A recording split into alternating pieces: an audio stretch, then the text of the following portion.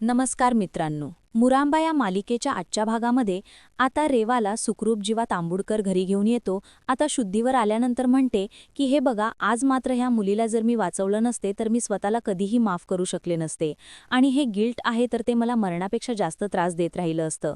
त्यावरती तांबटकर म्हणतो की डार्लिंग, हे पखा विचार करू नकोस. आता हे दूध मी तुला दिलेलं आहे ते दूध तू संपव, कारण बाहेर रमा आणि अक्षय आलेले आहे. तोपर्यंत मी बाहेर जातो. आता रमा आणि अक्षय आलेले आहेत हे ऐकून रेवा बोलते की काय म्हणतात, अक्षय आपल्या घरी आलेत का? आणि हे बघ इशू, मला तू त्यांच्याजवळ घेऊन चल. तेव्हा आता तांबटकर इशू म्हणतो की अगं, ह्या अवस्थेत तू कशाला बाहेर येतेस? आता रेवा म्हणते की काही झालं तरी मला तिला बघायचं आहे, तू मला घेऊन चल बरं. तेव्हा आता तांबटकर म्हणतो की तू खरंच खूप हट्टी आहेस आणि चल स्वतःला सावर.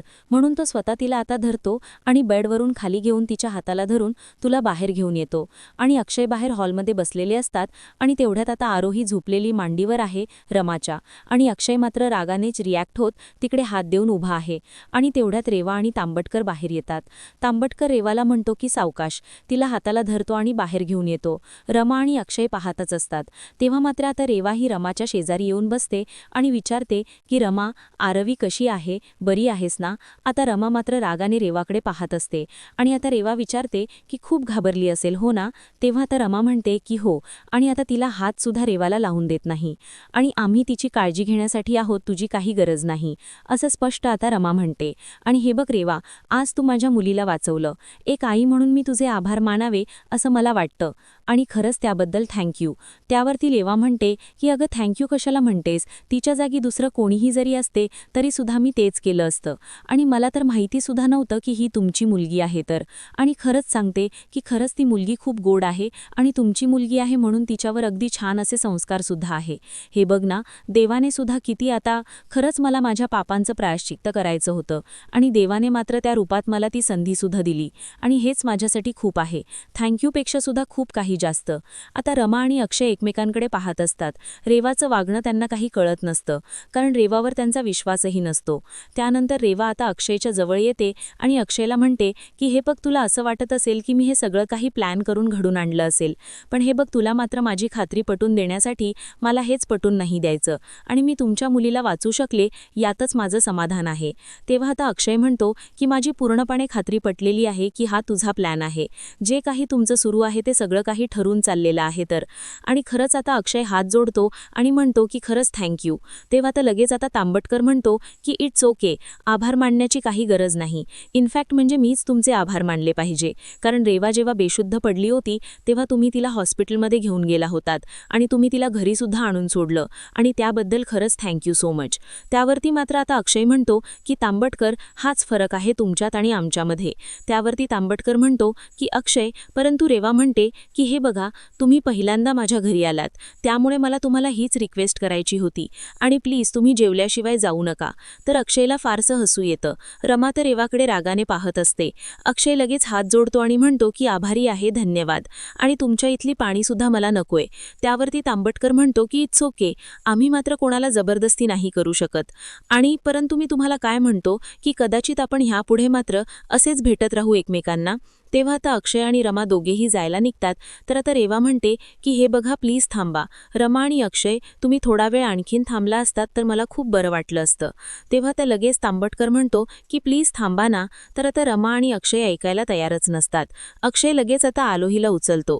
रमा थांबते आणि रमा म्हणते की आता मात्र आरोही म्हणाली की कारण तुझ्यामुळे मात्र माझ्या आरोहीचा जीव वाचला, आणि त्या जागी आता तुझ्या जागी दुसरी कोणतीही बाई असती तरीसुद्धा मी तिचे आभार तर मानलेच असते, आणि म्हणून मात्र आता आम्ही तुझ्यावर विश्वास ठेवतोय, असे बोलून रमा आता तेथून निघून जाते.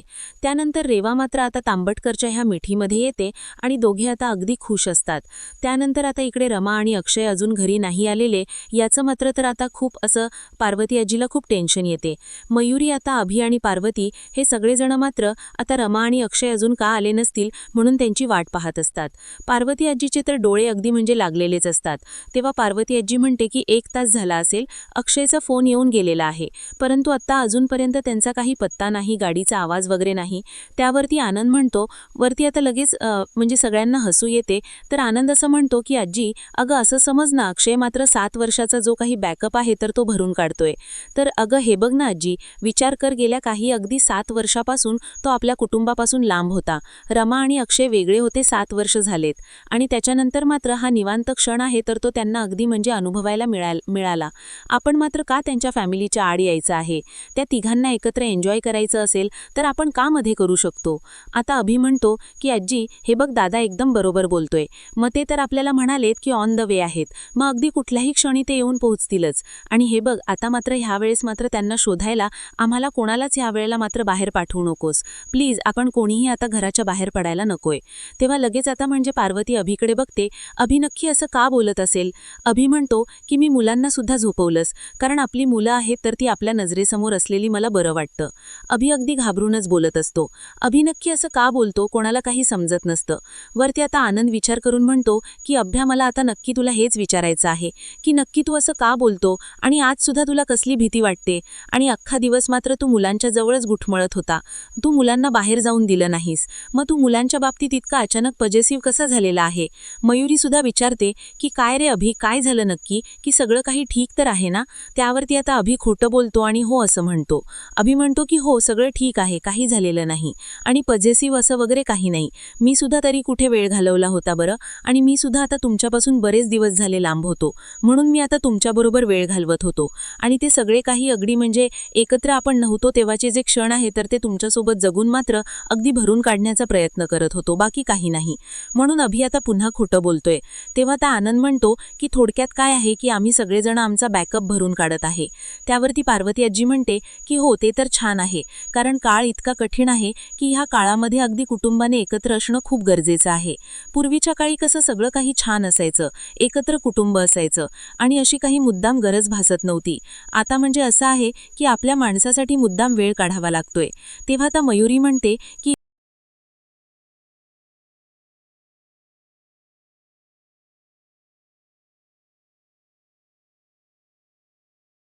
हो, कसं आहे की आपली माणसं जेव्हा सोबत असतात तर संकटाची भीतीही वाटत नसते. तेव्हा आता कशाचीही भीती नसते. तर आता पार्वतीजी म्हणते की अभिषेक हे बघ, अरे खरंच मला आता मात्र खूप भीती वाटते. मुलांना इतका वेळ देतोयस, त्यांच्याबरोबर खेळतोयस आणि त्यांना खरंच अगदी खूप छान वाटतं, इतके खुश आहे हे बघून खरंच खूप समाधान वाटते. आणि खरंच अभिषेक तू खूप बदललेला आहेस रे. तेव्हा तर सगळेजण मात्र आता काहीतरी खात असतात, परंतु आता अभि मात्र वेगळ्या टेन्शनमध्ये असतो. आता तो म्हणतो की आजी अगं तुला काय सांगू, मी तर कोणत्या टेन्शनमध्ये आहे आणि मी मुलांना काय इतकं जपतो, सगळं काही मी पुढे ढकलतोय, बाकी काही नाही, कारण माझ्या मानगुटीवर कोणती का टांगती तलवार आहे, मी तुम्हाला काय सांगू. अभिला वेगळं टेन्शन असतं आणि सगळ्यांना असं वाटतं की अभि सगळ्यांना वेळ देतोय, अगदी सगळ्यांना तेच वाटत असतं. पण उद्याचं काय, जेव्हा हे सत्य सगळ्यांच्या समोर येईल तेव्हा मी सगळ्यांना काय उत्तर द्यायचं, सगळ्यांना कसं तोंड दाखवायचं, आणि या संकटातून या सत्यातून मी बाहेर येतो की आहे याचीच मला भीती वाटते. नंतर आता इकडे खूप उशीर झालेला असतो. रमा आणि अक्षय आता आपल्या घरी येतात. गाडीतून जेव्हा ते आधी खाली उतरतात, परंतु अक्षय मात्र विचारात पडलेला आहे. ते बघून मात्र तर रमा विचारते की कसला विचार तुम्ही करत आहात, आणि आज जे काही झालेलं आहे ते आठवल्यानंतर मात्र अंगावर काटा येतोय. आरोहीला आज जर काही झालं असतं तर मी स्वतःला कधीही माफ करू शकले नसते, आणि खरं तर चूक माझी आहे. एक आई म्हणून मी स्वतःच्या मुलीला नाही समजू शकले. तेव्हा तर अक्षय म्हणतो की प्लीज असा विचार करू नकोस, या तुझं सुद्धा काही चूक नाही आणि माझी सुद्धा काही चूक नाही, त्यामुळे तू स्वतःला मात्र असं काही गिल्टी फील करू नको. आणि हे बघ, आता मात्र हिची सुद्धा काही चूक नाही आणि तिची सुद्धा काही चूक नाही, परंतु तुला असं वाटतं, पण निव्वळ हा सगळा योगायोग कसा असू शकतो याचा विचार करणारा मातो. बरोबर मात्र हिच्यासमोर रेवा यावी, रेवा आणि हिची भेट व्हावी, बरोबर मात्र त्या गुंडानेच तिला तेथून उचलावं, आणि आता रेवाने मात्र तिचा पाठलाग करावा, त्या गुंडांचा पाठलाग करावा, आणि ती एवढीशी रेवा गुंडांशी 4 हात करते, गुंडांना मारते. गुंड मात्र त्या बाई ऐकून मार खातात, पळून जातात आणि आरोहीला सोडतात. ती मात्र आपल्यासमोर येऊन असं नाटक करते, सांगते की बघा मी कसं मुलीला वाचवलं तुमच्या, त्यामुळे हे जे काही आहे ना त्याबद्दल मला सगळं ह्या रेवाचा प्लॅन वाटतो, नक्की ती आपल्याशी खोटं बोलतीये. त्यावरती रमा म्हणते की तुम्ही जे काही बोलताय ते अगदी बरोबर आहे, मला सुद्धा सगळं काही अगदी संशयास्पदच वाटतंय, पण एकदा विचार करा आरोहीला जर काही झालं असतं तर. पण रेवाची ती जी अवस्था, ती अवस्था सुद्धा आपण नाकारू नाही शकत. त्यावरती अक्षय म्हणतो की मग आपण काय करायचं, तर रेवावर विश्वास ठेवायचा का? तेव्हा तर रमा म्हणते की हे बघा, मी तसं नाहीच म्हणत आहे, पण आपण हे सगळं इतकं सहज खोटं नाही ठरू शकत. आता आरोही आपली अगदी रेवामुळे सुखरूप आहे, ते पण आपल्याजवळ आहे, हे मात्र आपण नाही विसरू शकत. आणि हे बघा, किती काही झालं तरी शेवटी आणि हे बघा, मात्र तुमची मनं आहेत ना, तर तिच्या बाबतीत मात्र तक्रार करणारी आहेत. त्यामुळे मी तुम्हाला सुद्धा आता अगदी दबाव नाही आणू शकत, तुमच्या बाबतीत सुद्धा मी तक्रार नाही करू शकत. परंतु आता आपल्या आरोहीला मात्र तिने वाचवलेलं आहे आणि आरोही संकटात होती, हे मात्र म्हणजे तिला जखमा झाल्या होत्या आणि त्या गुंडांच्या तावडीतून तिने तिला वाचवलं. रमा हे सुद्धा आता अक्षयला स्पष्टीकरण देत असते, पण तरीसुद्धा अक्षयचा काही विश्वासच नसतो. तो रेवा आता खोटी आहे, रेवाने हे सर्व प्लॅन करून केलेलं असेल असं तर तो रमाला समजावत असतो. आता पुढे म्हणते की हे बघा, एका गोष्टीचा मी आता हाच विचार करत आहे की जेव्हा आपल्याला आरोही सापडत नव्हती तेव्हा आपली काय अवस्था झाली होती. जेव्हा मात्र आपली आरोही मात्र आपल्या डोळ्यासमोर आपल्याला सुखरूप दिसली, तेव्हा आपल्याला किती आनंद झालेला होता, आपण किती आनंदी होतो. त्यावेळेस मात्र मला माझ्या डोळ्यासमोर फक्त आता रेवाने आपल्या आरोहीला वाचवलं आणि रेवाचे आभार मानावेसे वाटले, बाकी काही नाही. आणि आता या वेळेला मात्र बाकी कोणताही विचार करण्याची ताकद आपल्यामध्ये नाहीये. अक्षय म्हणतो की बरं ठीक आहे, आणि चल आता घरातील सगळेजण आपली वाट बघत असतील, त्यांना काळजी लागली असेल. आणि तो आता आरोहीला आपल्या जवळ घेतो आणि रमाला म्हणतो की तू खाली उतर. आरोहीला त्याने आपल्या कडेवर घेतलेलं असतं आणि रमा गाडीच्या खाली उतरते. आणि तेवढ्यात आता रमा आणि अक्षय हे दोघेही आत येतात. तेव्हा आता सगळेजण विचारतात की अरे काय झालं, तुम्ही किती वेळ कुठे होता, तुमचा फोन सुद्धा लागत नव्हता. पार्वती आजी म्हणते की अरे किती वेळ झाला अक्षय तुमची वाट बघतोय. तेव्हा आता अक्षय म्हणतो की सांगतो, सगळं काही सांगतो की काय घडले होते ते. त्यावरती आनंद म्हणतो की ओके ओके ठीक आहे, अगोदर शांत व्हा. तेव्हा आता अक्षय म्हणतो की मी आरोहीला आतमध्ये झोपून येतो. तेव्हा अक्षय आरोहीला घेऊन रूममध्ये जातो. रमा मात्र सगळ्यांकडे पाहत असते. रमा सुद्धा खूप शांत असते, खूप घाबरलेली दिसते. तर आता आनंद विचारतो की काय झालं, तुम्ही दोघी इतके शांत का आहात, नक्की काही बिनसलेलं आहे का. तेव्हा आता रमा म्हणते की नाही, हे बघा सगळ्यांना माहिती असणं खूप गरजेचं आहे. तेव्हा मात्र आता पार्वती आजी विचारते की म्हणजे काय झालं रमा. त्यावरती अक्षय बाहेर आलेला आहे. आनंद विचारतो की नक्की काय झालं अक्षय, क्लिअर सांगा ना की नक्की काय झालं बरं. तेव्हा आता मयुरी विचारते की रमा बोल ना, काय झालंय ते.